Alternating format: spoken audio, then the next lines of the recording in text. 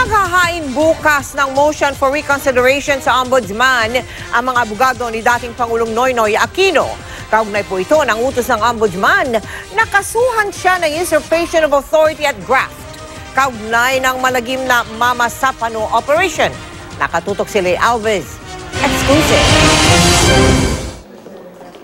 Mula nang bumaba sa pwesto noong isang taon, ngayon lang nagpaunlak ng mahabaang television interview si dating Pangulong Noynoy Aquino. Dito siya nakatira sa tahanan ng mga Aquino sa Times Street, Quezon City. Bagong renovate paglipat niya noong Hunyo ng nakarang taon. Tinanong ko siya tungkol sa ihaing kaso ng Ombudsman na usurpation of authority at graft. Kaugnay ng pumalpak na Mama Sapano operation kung saan namatay ang tinaguriang SAF-44. Ayon kay Aquino, hindi siya nabigyan ng pagkakataong sagutin ito sa kanyang counter affidavit dahil reklamang reckless imprudence resulting in homicide ang isinampa laban sa kanya na kalaunay ibinasura ng ombudsman. Parang power of the ombudsman and parang to large degree mga fiscal pero rin ganung authority na mag-name ng kaso. Okay, anong problema nun? Ang problema lang nun kasi may magreklamo sa iyo, may affidavit of complaint siya, sasagutin mo counter affidavit. Ngayon, dahil wala nagreklamo, hindi ako nag-counter. So in short, para bang nung nire-resolve nila itong issue na to, hindi kami nakapagsalita. Kaya sabi ng dating Pangulo, maghahain siya bukas ng motion for reconsideration. Ang ipinunto ng Ombudsman kay Aquino ang pagkapahintulot umano nito kay PNP Chief Alan Purisima na magmando sa operasyon kahit na suspendido.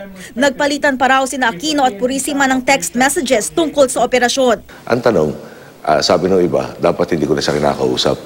Ngayon, nasagot ko lang doon, siya kasi, number one, matagal ko nakakilala. No? Siyempre, pulis siya. Alam niya yung kultura, alam niya yung personalities, alam niya yung mga sistema, yung ano yung umiiral sa mundo ng kapulisan. Galing siya sa SAF. No? Naintindihan niya yung struktura, kakayahan, kakulangan, abilidad, etc. Pwede akong kumuha ng ibang advisor na galing SAF. Pero yung sigurado ba ako na itong galing SAF na to, hindi yung, ano man, yung pakisama niya sa mga kasamahan niya dati. Pag medyo nalabuan siya, baka mag-quiet. No? Inaasahan natin na si Purisima at that point in time, no, sasabihin sa akin yung totoo, maski na baka makontrahan yung mga nandun.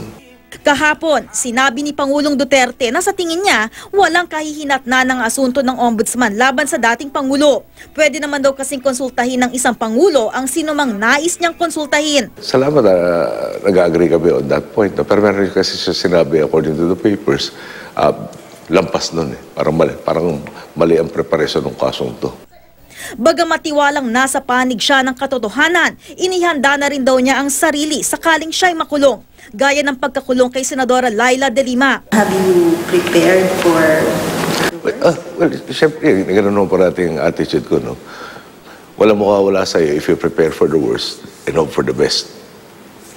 So, kausap natin ang mga abogado natin, no? Binalikan ko lahat ng aking data with regards to Mama Sapano and all the other cases. Tapos, yung ini-imagine mo na rin, no? Tandaan naman, tumakbo kasi ako. Isa sa mga inambisyon natin, no, yung electoral planks natin was yung judicial reform. So ngayon, marami tayong mga kaso na nakikita na parang hindi natin maintindihan bakit ganun naging resulta. Sabi ko sa mga kapatid ko, nung pinuntahan nila ako nung Biyernes, sabi ko na sa kanila, alam mo sa panig na katotohanan nasa atin. Pero dami naman nangyayari kayo sa sistema ng ating hudikatura. No? Huwag natin sabihin sistema, pero nangyayari kayo as far as the issue of justice is concerned, will give you a lot of questions. Si Aquino ang nagtalaga noon kay Ombudsman Conchita Carpio Morales. Kaya marahil, mayroong aligasyong pinoprotektahan umano nito ang dating Pangulo. Lalo na nang ibasura ni Carpio Morales ang reklamo laban kay Aquino tungkol sa DAP o Disbursement Acceleration Program. Pero ngayon, si Morales ang magsasampa ng kaso laban kay Aquino.